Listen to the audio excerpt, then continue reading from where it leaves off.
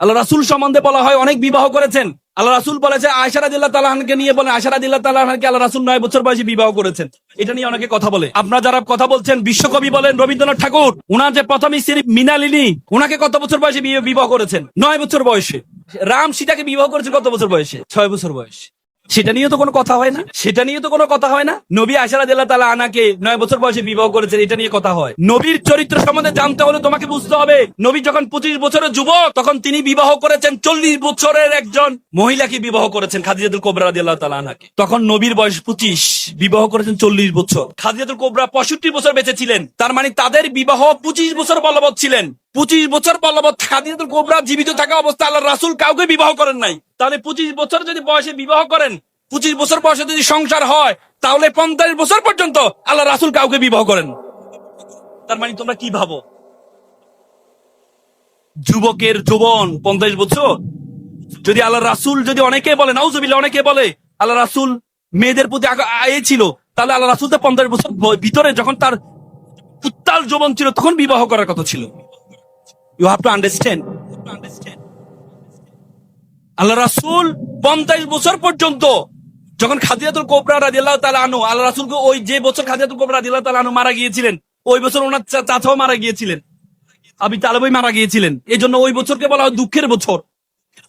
ওই বছরকে বলা হয় দুঃখের বছর।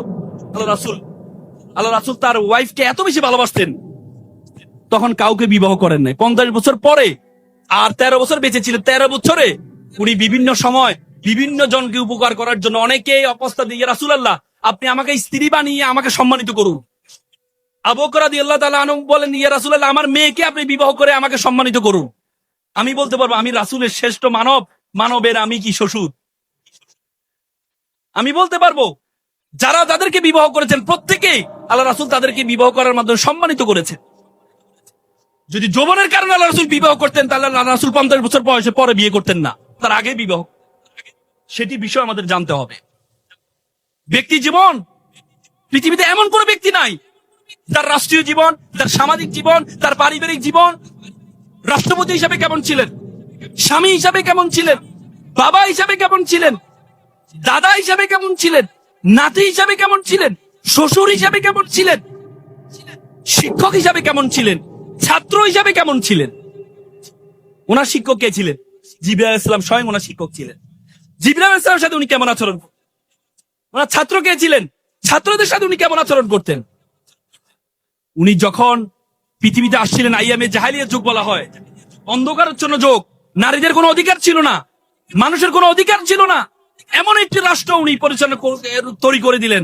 মাত্র 23 বছরের ব্যবধানে এমন একটি রাষ্ট্র উনি তৈরি করলেন, যে রাষ্ট্রে যেখানে নারীদের অধিকার ছিল না, সেখানে নারীদের অধিকার না, নারীদেরকে সর্বোচ্চ সম্মান দিয়ে মানুষের অধিকার নিশ্চিত করা হয়েছে। উমর বিন খাত্তাব, ইসলামের সেকেন্ড খলিফা, উমর রাদিয়াল্লাহু তাআলা আনহু যখন ক্ষমতায়, উমর রাদিয়াল্লাহু তাআলা আনহু একদিন এভাবে আলোচনা করছিলেন। উমর রাদিয়াল্লাহু তাআলা আনহু চিন্তা করলেন যে এই যে মেয়েদের যে মোহরানা, সে মোহরানার বিষয়ে উনি চিন্তা করলেন মোহরানাটা নির্দিষ্ট করে দেওয়া যায় কিনা।